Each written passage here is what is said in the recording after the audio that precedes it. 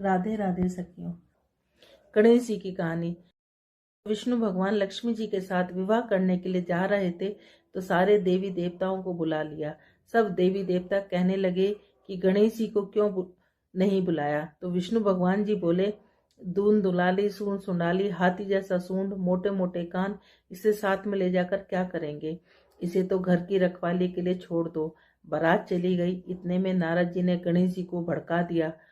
आपको साथ ले जाने में से बारात बहुत बुरी लगी, इसलिए आपको यहाँ छोड़ दिया। इससे गणेश जी को बहुत गुस्सा आया और सारे चूहों को आज्ञा दे दी कि सारी जमीन खोखली कर दो। चूहों ने सारी जमीन खोखली कर दी, जिससे गणेश जी के रथ का पहिया धरती में धंस गया। सब पहिया निकालने लगे पर रथ का पहिया नहीं निकला। फिर किसान खाती को बुलाया और पहिए को हाथ लगाकर बोला कि बोलो गणेश जी महाराज की जय। तो पहिया निकल गया। तब उन्होंने कहा कि गणेश जी को मनाए बिना कोई काम सिद्ध नहीं हो सकता। आप सबसे पहले गणेश जी का विवाह रिद्धि सिद्धि के साथ करो, बाद में विष्णु भगवान का विवाह लक्ष्मी जी के साथ करो। गणेश जी महाराज ने जैसे भगवान के कार्य सिद्ध किए वैसे हम सबके करें। बोलो गणेश जी महाराज की। एक बहुत धनवान साहूकार था जिसके घर धन की आदि की किसी की कमी नहीं थी, परंतु उसके दुख था कि उसके एक पुत्र नहीं था। इसी चिंता में रात दिन रहता। वह पुत्र की कामना के लिए प्रति सोमवार को और सावन के महीने में प्रतिदिन शिवजी भगवान की पूजा व्रत और पूजा किया करता और सायकाल में शिव मंदिर में जाकर शिवजी के विग्रह के सामने दीपक जलाया करता। उसके इस भक्ति भाव को देखकर एक समय पार्वती जी शिवजी महाराज से कहने लगी कि यह साहूकार आपका अनन्य भक्त है, सदैव आपकी व्रत और पूजा में बड़ी श्रद्धा से करता है, इसकी मनोकामना पूरी करो। शिवजी ने कहा, पार्वती, यह संसार कर्म क्षेत्र है। जैसे किसान खेत में बीज बोता है वैसा ही फल काटता है, उसी प्रकार संसार में जैसा कर्म करते हैं वैसा ही फल मिलते हैं। पार्वती ने अत्यंत आग्रह किया, महाराज, जब आपका अनन्य भक्त है तो आपको इसको किसी प्रकार का दुख नहीं होना चाहिए। जो इसको दुख है उसको अवश्य दूर करना चाहिए, क्योंकि आप सदैव अपने भक्तों पर दयालु रहते हैं, इसके दुखों को दूर करते हैं। मनुष्य आपकी सेवा में यदि आप ऐसा नहीं करेंगे तो मनुष्य आपकी सेवा व्रत क्यों करेंगे। पार्वती के आग्रह को देखकर महाराज बोले, पार्वती, कोई भी पुत्र नहीं है, इस चिंता में यह अति दुखी रहता है। इसके भाग्य में पुत्र न होने से इसकी पुत्र की प्राप्ति का वर देता हूँ, परंतु यह पुत्र केवल 16 वर्ष का होगा। इसके पश्चात इसकी मृत्यु प्राप्त होगी, इससे अधिक मैं कुछ नहीं कर सकता। यह बात सुनकर साहूकार सुन रहा था। उसको न प्रसन्नता हुई न दुख हुआ। वह पहले जैसे ही शिवजी महाराज की पूजा व्रत करने लगा। कुछ समय व्यतीत होने पर साहूकार की पत्नी गर्भवती और 10वें महीने में गर्भ से उसे अति सुंदर पुत्र की प्राप्ति हुई। साहूकार के घर में खुशियां मनाई गई, परंतु साहूकार ने उसकी केवल 16 वर्ष की आयु जानकर अति प्रसन्नता प्रकट नहीं की और न ही किसी को भेद बतलाया। जब वह बालक 15 वर्ष का हो गया तो बालक को माता ने अपने पिता से विवाह आदि के लिए कहा कि साहूकार कहने लगा, यदि मैं इसका विवाह नहीं करूंगा। साहूकार ने कहा कि मैं अभी इसका विवाह नहीं करूंगा, अपने पुत्र को काशी पढ़ने के लिए भेजूंगा। फिर साहूकार ने अपने साले अथवा बालक के मामा को बुलाकर बहुत सा धन देकर बालक को काशी पढ़ने के लिए भेज दिया और कहा कि हर रास्ते पर तुम यज्ञ और ब्राह्मणों को भोजन कराते जाना। दोनों मामा भांजे यज्ञ करने ब्राह्मणों के भोजन कराते जा रहे थे। रास्ते एक नगर में पड़ाव पड़ा। उस नगर के राजा की बारात आई हुई थी, लेकिन वर पक्ष वाले वह भी थे, क्योंकि उनका वर एक आंख से काना था। अब वो एक ऐसे सुंदर युवक की तलाश में थे कि जो वो रात को उससे शादी कर ले और हम कन्या को लेकर अपने घर चले जाएं। जब उन्होंने मामा भांजे को देखा तो कहा कि हमें एक थोड़ी देर के लिए अपने लड़के को हमें उधार दे दो। उसने कहा, कहीं ऐसा भी होता है कि हम तुम्हें बहुत सा धन देंगे। मामा ने कुछ सोचते हुए उसको दे दिया। जब सारा विवाह संपन्न हो गया तो जब फेरे पड़ने लगे, सब विवाह संपन्न हो गया। वो भांजा बहुत सुंदर था, सब देखकर बहुत खुश हो रहे थे कि जो ना उस राजा की लड़की को कन्या वर बहुत अच्छा मिला है। अब जब सारा विवाह संपन्न हो गया तो वो उसकी चुंदरी में लिख के चला गया कि मैं एक साहूकार का बेटा हूँ, मैं काशी पढ़ने के लिए वहाँ विद्या प्राप्त करने के लिए काशी जा रहा हूँ और राजा का लड़का तो काना है। कन्या अपनी चुंदरी पे अपने वर को कुछ लिखता हुआ देख रही थी। उसने जाकर देखा, जब सुबह विदा का समय आया तो उसने अपनी चुंदरी पर लिखा देखा। उसने कहा कि यह मेरा वर नहीं है, मेरा वर तो काशी पढ़ने के लिए गया हुआ है, राजा का लड़का तो काना है। उसने उसके साथ जाने से मना कर दिया। सारे में हाहाकार मच गया। राजा ने जब सच्चाई का पता चलाया तो उसको पता चल गया कि वो तो वाकई में ही काना है। उसको भगा दिया गया। अब वो, क्योंकि उस लड़की की किस्मत में सौभाग्यवती का योग था। वो 16 सोमवार किया करती थी। सावन के सोमवार व्रत पूजा विधि विधान से किया करती थी और व्रत की यही कहानी वो पढ़ा करती थी। अब वो मामा भांजे काशी के लिए चलती है। काशी पे यज्ञ पूरा करने के लिए जब वापसी में यज्ञ पूरा करने के लिए कर रहे थे तो क्या नाम है, एक दिन जब वह 16 वर्ष का पूरा हो गया तो उसके सिर में भयानक दर्द उठा। उसने कहा, मामा मैं थोड़ा सा आराम करने जाता हूँ, मेरे सिर में बड़ा भयानक दर्द उठ रहा है। मामा ने कहा ठीक है। अब वो आराम करने के लिए चला गया। तो वो थोड़ी देर में मामा उसको या खून आहुति देने के लिए बुलाने आया तो देखा कि भांजा तो मरा पड़ा है। उसने सोचा मैं रोऊंगा चिल्लाऊंगा तो सारा यज्ञ खराब हो जाएगा। उसने अपने दिल पर पत्थर रखकर और सारा यज्ञ और ब्राह्मणों को भोजन कराने के बाद वो विलाप करने लगा। उसी रास्ते से शिव और पार्वती जा रहे थे। इतना विलाप देखकर पार्वती माता रुक गई। उन्होंने शिव जी भगवान से कहा, देखो कौन विलाप कर रहा है। तो वो कहने लगा कि कोई विलाप नहीं कर रहा है, ये विलाप वही कर रहा है जिसको 16 वर्ष की आयु संपूर्ण हो गई। उसने कहा, नहीं, बहुत करुणा कुंदन है, मैं तो जाकर देखूंगी। जाकर देखा तो पार्वती माता उससे कहने लगी कि आपको इसको जीवित करना ही पड़ेगा। जब शिव जी भगवान ने ध्यान करा तो देखा कि इसकी शादी तो उस लड़की से हो गई जो अखंड सौभाग्यवती जिसके भाग्य में है। अब उनको उस लड़के को जीवित करना पड़ा। उस लड़की को जीवन दान देने के बाद शिव पार्वती आगे चल दिए। वो लड़का वापस जा रहा था तो वहाँ उसी नगर से गुजरने लगा तो लड़की ने और उसकी सखियों ने पहचान लिया। वो पकड़कर राजा के सामने लेके आए। राजा ने सारी बात बताई, उसे बहुत सा धन दिया और अपनी लड़की को विदा कर दिया। इधर लड़के के माँ बाप दोनों छत पर चढ़कर बैठ गए। वो कहने लगे कि हम नीचे जब भी उतरेंगे, जब हमारा बेटा हमें लेने आएगा, नहीं तो हम यहीं से प्राण दे देंगे। इतने मामा नगर में पहुंचने के बाद उसने जाकर कहा कि चलो तुम्हारे बहू और बेटे आए। वो कहने लगा क्यों? वो करता है, मेरे भाग्य में तो 16 साल का बेटा था। मामा ने उसको सारी बात बताई। कहने लगा कि जो ना अखंड सौभाग्यवती लड़की की शादी होने की वजह से तुम्हारे बेटे की आयु पूरी लंबी हो गई है। अब दोनों सेठ सेठानी नीचे उतरे। उन्होंने अपने बेटे और बहू को खूब आदर सत्कार के साथ किया और कहा कि जो भी सावन के महीने में इस कहानी को रोज पढ़ेगा सुनेगा उसको भी अखंड सौभाग्यवती का फल मिलेगा और साथ में पुत्र पौत्र का फल मिलेगा। जैसे पार्वती माता शिव जी भगवान तुमने उसको दिया, वैसे कहते सुनते हमें और हमारे परिवार को सुनने और कहने वालों को सबको देना। बोलो भोलेनाथ की जय, माँ पार्वती की जय। तो हनुमान बाबा की जय। एक सावकर्णी हर रोज हनुमान जी के मंदिर जाया करती थी। वह चूरमे का लड्डू एक रोटी ले जाती इतने और कहती, कांधे सोटा लाल लंगोटा, हनुमान जी के आते चूरमा रोटी खा लेते। अब तब वह कहती, मैंने तुझे जवानी में दिया, तू मुझे बुढ़ापे में देना। पूजा करने के बाद सावकर्णी घर आई। बहू बोली, सासू जी तुम चूरमा रोटी लेकर कहाँ गई थी? सासू जी बोली, बालाजी के मंदिर में जाती हूँ। बहू बोली, अब मंदिर मत जाया करो। सास कुछ नहीं बोली, न खाया न पिया, जाकर सो गई। सोते सोते 5 दिन हो गए। हनुमान जी सपने में आए। बोले, तूने मुझे जवानी में दिया, मैं तुझे बुढ़ापे में देता हूँ। बुढ़िया बोली, आज तो तुम दे दोगे, रोज रोज कौन देगा? हनुमान जी बोले, मैं रोज दूंगा। ब्राह्मणी ने चूरमा खा लिया। बहू के घर में कुछ भी नहीं रहा, सब चीजों में घाटा हो गया। बहू बोली, सासू देखू तो सही, 7 दिन हो गए, मैंने तो खाना भी नहीं दिया तो खूब मोटी हो रही है। बहू बोली, सासू जी मैंने तुम्हें खाने को भी नहीं दिया, तुम तो क्या खाते हो? सासू जी बोली, मुझे हनुमान जी मीठा मीठा चूरमा रोटी देकर जाते हैं, मैं खाती हूँ। बहू सासू के पैर में पड़ गई। बोली, हम तो तुम्हारे भाग का खाते, हमारे घर में कुछ नहीं रहा, अब अपना घर संभालो। सास रोज चूरमे रोटी चढ़ाने लगी। फिर खूब धन हो गए। जैसे सास पर हन बाबा तुम टूटे, वैसे कहते सुनते सब पे टूटना। बोलो हनुमान बाबा की समर्थ। भगवान शंकर ने ब्रह्मपुत्र से कहा, हे ऋषिवर, अब मैं तुम्हें धारण पारण व्रत के बारे में बतलाऊंगा। पूर्व प्रतिपदा तिथि को पूर्वावाचन राधे राधे। आप सबका राधे सखिया चैनल में स्वागत है। ये आप सब लोगों का चैनल है, इसमें आप सब लोगों का स्वागत है। और ये जो हमारी सावन महात्म की कड़ी चली आ रही है, इसका 18वां अध्याय।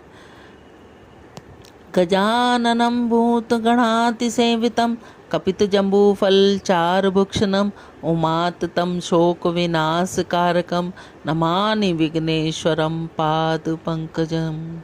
कर्पूरगौरं करुणावतारं संसारसारं भुजगेन्द्रहारं सदा वसन्तं हृदयारविन्दे भवन भवानी सहितं नमामि। त्वमेव माता च पिता त्वमेव बन्धु च सखा त्वमेव विद्याधरिमन् त्वमेव सर्वं मम देव। ॐ नमः शिवाय, ॐ नमः शिवाय, ॐ नमः शिवाय, ॐ नमः शिवाय, ॐ नमः शिवाय, ॐ नमः शिवाय, ॐ नमः शिवाय, ॐ नमः शिवाय, ॐ नमः शिवाय, ॐ नमः शिवाय, ॐ नमः शिवाय, ॐ नमः शिवाय। सावन मातम का 18वां अध्याय। भगवान शंकर ब्रह्मापुत्र सत्रकुमार से बोले, अब मैं तुम्हें सावन शुक्ला दशमी के विषय में बतलाता हूँ, ध्यानपूर्वक सुनो। सावन शुक्ल दशमी को व्रत का शुभारंभ कर वर्ष के प्रत्येक माह की शुक्ल पक्ष की 10वीं तिथि को व्रत रखना चाहिए। इस बार अगले सावन शुक्ल दशमी को इसका उद्यापन करना चाहिए। राजा को राज्य की उन्नति के लिए, कृषक को खेती की उन्नति के लिए, वैश्य को व्यापार की उन्नति के लिए, स्त्री को पुत्र प्राप्ति हेतु, अन्य प्राणियों को धर्म अर्थ अपने व्यवसाय की उन्नति हेतु इस व्रत को करना चाहिए। इस व्रत को आशा दशमी कहा जाता है। जिसको भी किसी प्रकार का दुख हो उसके निवारण के लिए सावन शुक्ला दशमी की रात को स्नान कर व्रत का शुभारंभ करें। रात को 10 दिशाओं को फूल, पल्लव, चंदन या जौ के आटे द्वारा अपने घर को चौक को अंकित करके वाहन सहित स्त्री चिन्ह सहित चिन्हित करके घी से दीपक किया हुआ नैवेद्य लेकर अलग अलग दीपक देने चाहिए। इसके बाद ऋतु के फल देकर मनोरथ को इस प्रकार स्पष्ट करना चाहिए, मेरी आशा पूर्ण हो, मेरा मनोरथ पूर्ण हो, मेरा कल्याण हो। इस प्रकार प्रतिमाह निरंतर व्रत करना चाहिए। ब्राह्मणों को दक्षिणा देनी चाहिए। वर्ष की समाप्ति पर इसका उद्यापन करना चाहिए। सोने चांदी की 10 दिशाओं रूप देवताओं की प्रतिमा बनाकर अपने सगे संबंधियों के साथ स्नान आदि करके अपने घर के आंगन में भक्ति भाव से 10 दिशाओं का क्रमशः आह्वान, स्थापना और पूजा करनी चाहिए। दिशाओं के एक मंत्र इस प्रकार हैं: इंद्राणी दिशा 10 दिशा रूप देवता सुर तथा असुर नमस्कार। इस संसार का स्वामी इंद्र आपके पास निवास करता है, आपको नमस्कार करता हूँ। हे अग्नि देवता के रहने से आप अग्नि कही जाती हैं। आप तेज रूपी पराशक्ति हैं, अतः हे अग्नि आप मेरे लिए वरदायिनी हो। हे यामे धर्मराज आपके इस सारे संसार को चलाते हैं, इसलिए आपको संयमनी कहते हैं। संयमनी आप मेरे लिए उत्तम कार्य प्रदान करने वाली हैं। हे आशे हाथों में खड़क लिए अत्यंत विकराल रूप मृत्यु देवता निषेध स्थान में आपके पास निवास करते हैं, अतः आप निषेध्य रूपा है। आप मेरी आशाओं को पूर्ण करें। हे वरुणी भवन के आधार तथा जल जंतु के आधिपति वरुण देवता का निवास आप में है। हे वरुणी आप मेरे और धर्म के कार्य के लिए तत्पर हों। हे वाव्य संसार के आदि कारण प्राण रूपा वायु देव आप आदि शिष्ट हैं, इसलिए आप मेरे आंगन में प्रतिदिन शांति बनाए रखें। हे कौवारी आप उत्तर दिशा में निवास करती हैं, कुबेर देव निवास आप में ही है, इसलिए आप मेरे मनोरथ को पूर्ण करें। हे ईशायनी आप जगदीश शंभु से अलंकृत हैं। हे देवी मेरी मनवांछित कार्यों को परिपूर्ण करें। आपको नमस्कार है। सारे विश्व के ऊपर निवास करने वाली सदैव कल्याण दाती सनक नंदन सनातन और सतन कुमार आदि मनुष्य के साथ रहने वाली आप सदा मेरी रक्षा करें। सब नक्षत्र ग्रह तारागण नक्षत्र माता भूत प्रेत विनायक तथा भक्ति युक्त मन में जिन देवी देवताओं को मैंने पूजा किया है वह सब मुझे अभिष्टियाँ देने वाली हो। सर तथा नेवले से नीचे के लोक में आप सेवित हैं। अतः आप मेरे ऊपर नाग तथा नाग कन्याओं के साथ प्रसन्न हो। उपरोक्त मंत्रों को बोलकर पुष्प धूप आदि द्वारा अर्चना करके अलंकार वस्त्र फल निवेदन करने चाहिए। रात को जागरण करना चाहिए। प्रातःकाल दोबारा प्रतिमा को पूजन करके उसे ब्राह्मण को दे देना चाहिए। इस विधान द्वारा अर्चना समापन का प्रणाम करना चाहिए। फिर मित्रों बंधुओं से भोजन करना चाहिए। इस प्रकार आदरपूर्वक जो 10वीं का व्रत करता है उसकी सब इच्छाएं पूरी होती हैं। ये सनातन व्रत विशेष रूप से स्त्रियों के लिए है। यह व्रत धन, यश, दीर्घायु सब इच्छाओं को पूर्ण करने वाला है। तीनों लोकों में इस व्रत के तुल्य दूसरा कोई व्रत नहीं। यह व्रत मोक्ष प्रदान करने वाला है। इस व्रत के तुल्य न तो कोई व्रत आज तक हुआ है न आगे होगा। ओम नमः शिवाय, ओम नमः शिवाय, ओम नमः शिवाय, ओम नमः शिवाय, ओम नमः शिवाय, ओम नमः शिवाय, ओम नमः शिवाय, ओम नमः शिवाय। बोलो श्रावण महात्म 18वें अध्याय की जय। कर में डमरू लिए भंग का प्याला पिए डमरूधारी, बैठे कैलाश में त्रिपुरारी। कर में डमरू लिए भंग का प्याला पिए डमरूधारी, बैठे कैलाश में त्रिपुरारी। बाएं अंग में गौरा विराजे, चंद्रमा भाल के बीच साजे। गोद गणपत लिए बैल पर चढ़ लिए डमरूधारी, बैठे कैलाश में त्रिपुरारी। कर में डमरू लिए भंग का प्याला पिए डमरूधारी, बैठे कैलाश में त्रिपुरारी। नाथ सोने की लंका बनाई, काशी त्रिशूल ऊपर बसाई। नाथ सोने की लंका बनाई, काशी त्रिशूल ऊपर बसाई। कर में करते पल में अटल, साथ में भूत दल लिए तारी। बैठे कैलाश में त्रिपुरारी, कर में डमरू लिए भंग का प्याला पिए डमरूधारी। बैठे कैलाश में त्रिपुरारी। ध्यान शंकर से जो कोई लगावे, ध्यान शंकर से जो कोई लगावे, होकर अटल मोक्ष पद पाले, होकर अटल मोक्ष पद पाले। ज्योति भुक्ति जले मुंड माला लिए जटाधारी, बैठे कैलाश में त्रिपुरारी।